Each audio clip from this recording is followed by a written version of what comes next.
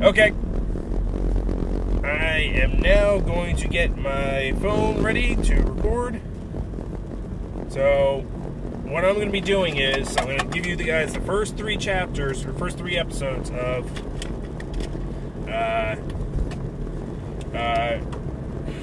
Rascal Sees a Bunny Girl Senpai, or whatever it's called. So, it could be the best new show of the fall anime season. But, alright, starting the recording. Alright. So, Bunny Girl Senpai is the sort of watered down version of the Monogatari series, and it's also sort of the watered down version of my teen romantic comedy Is Wrong As I Expected, Snafu.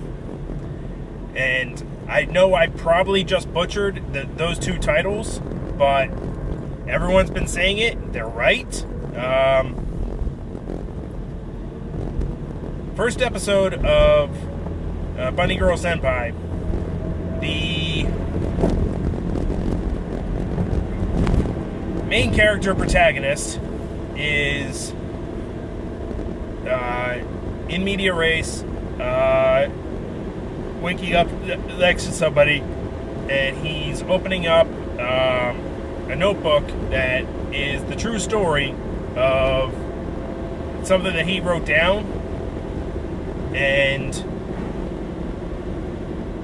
he comes across, it goes back to what he was doing. So, like, you're introduced to him, his sister, who lives with him, because of course, I don't know when it happened, but incest became a real thing in Japan in their programming. I've seen multiple shows of, like, it's usually, like, and what happens is one gets popular, so one rips off another. But in this one, it's explained that the sister lives with the brother because the parents, there was a family drama and things didn't go well. So the main protagonist, I guess we'll call him Rascal or whatever. That's what his name is in the title, basically. He meets his senpai, who is a child actress who is unnoticed by a lot of people except for him. And there's this the phenomenon is explained by this girl is literally disappearing from everyone's psyche.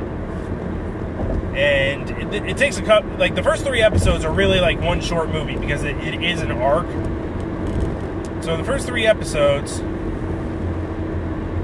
you're introduced to the characters. You have the hero, you have the best friend, you have the girl in the physics club who dresses like a scientist. So at first I thought she was a teacher or a student aide or whatever, but no, she is a student, and she even looks like a scientist. Like, she looks like the female Japanese Einstein, like with the white hair that goes downwards and all that. Because I guess in anime, like, white hair equals intelligence, or just like a smart character.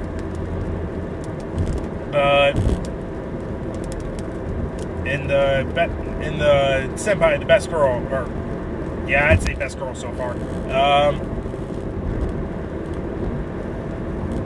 She's not noticed by other people except for him, and she's walking around in like the Playboy bunny uniform, like stockings, the leotard, the tail, the ears, and she. The characters are great because this is where the snafu comes in. they play off of each other like the two main characters from My Teen Romantic Comedy, Snafu, and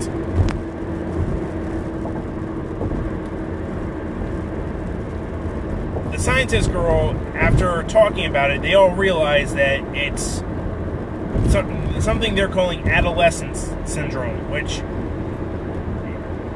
I know there's a great explanation of it in episode 1. I know there is, but at the same time, it's really, really vague. And like they treat it like it's a rumor, but it's a real thing, but it's not really a real thing because it's not scientifically impossible, but it can be explained scientifically. Like there's a lot of physics and epistemology going on in this series, which I really love because there's certain topics that you can't tackle stupidly.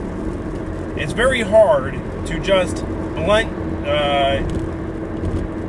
go after something. In this case, they're going after Schrodinger's cat. Because if the Monogatari series like has a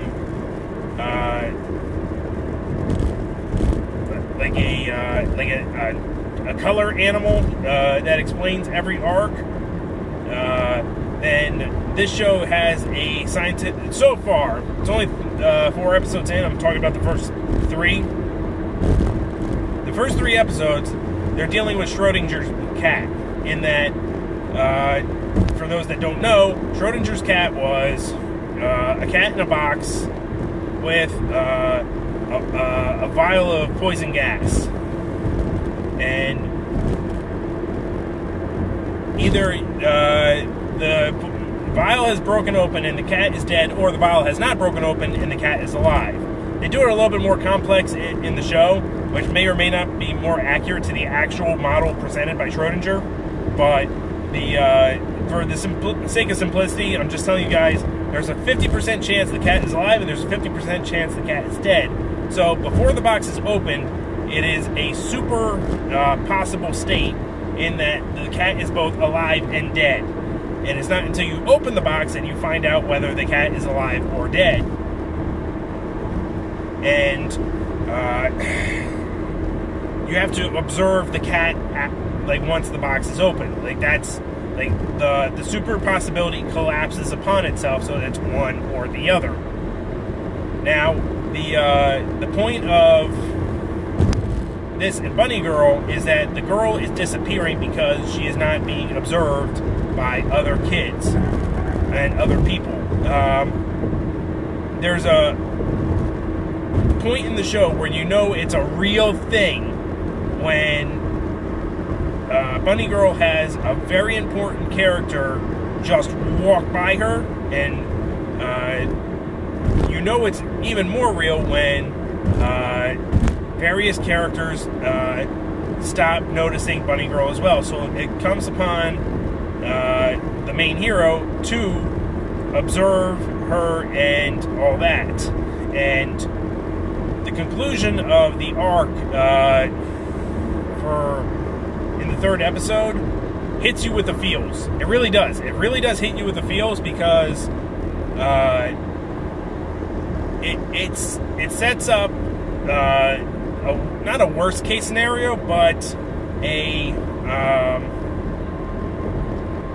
it sets up a very dire situation in that, to make a comparison,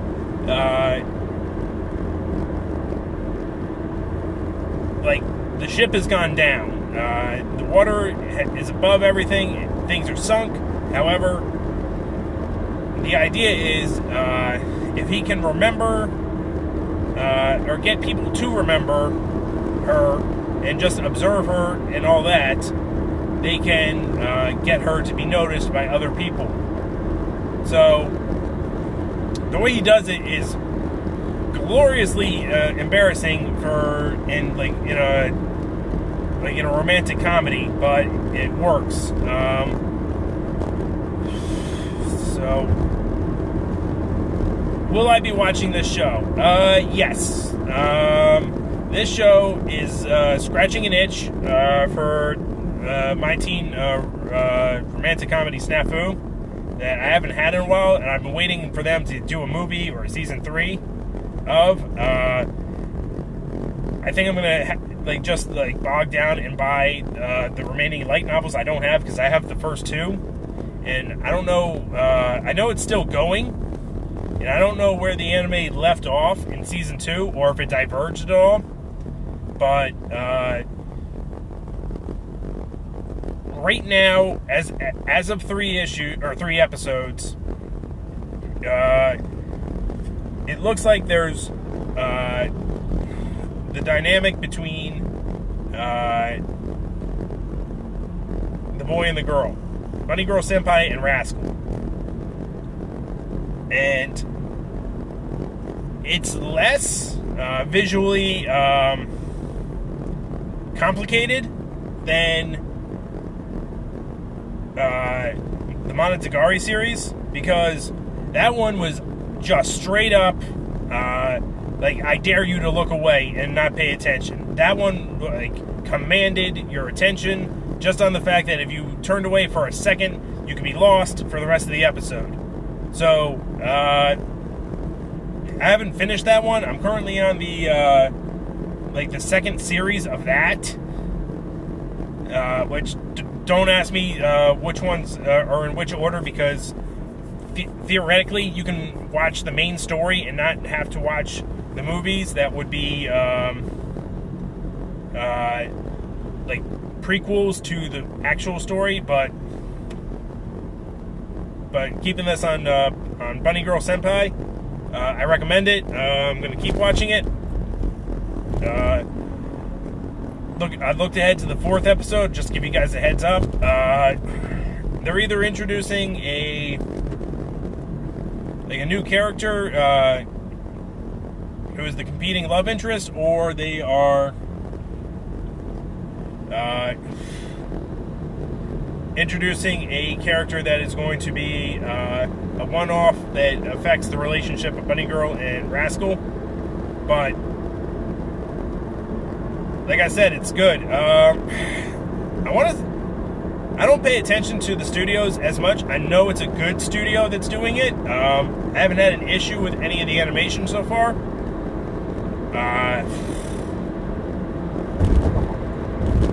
It's a much more subdued version of the 2 shows that everyone compares it to. And so I don't know if it's going to get more complicated, but in the fact that it's more subdued, it hits you differently, because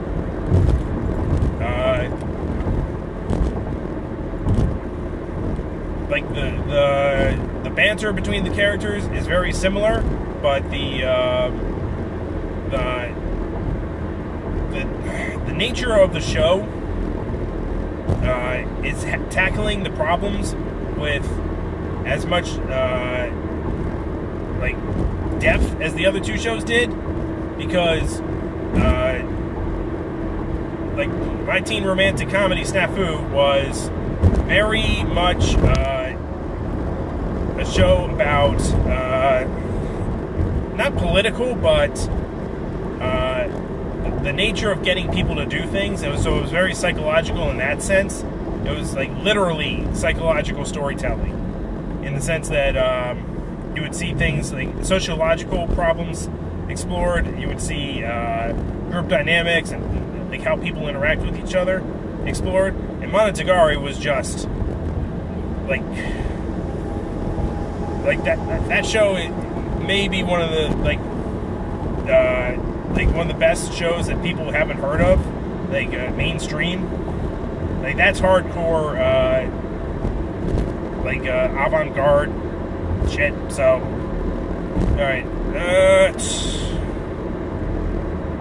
Alright guys, I'm going to end the YouTube video right here, but I'm going to keep recording. So if you guys want to find out what I talked about with the second half of the podcast, I'm going to be talking Goblin Slayer. Now, see you then, if I see you. Peace.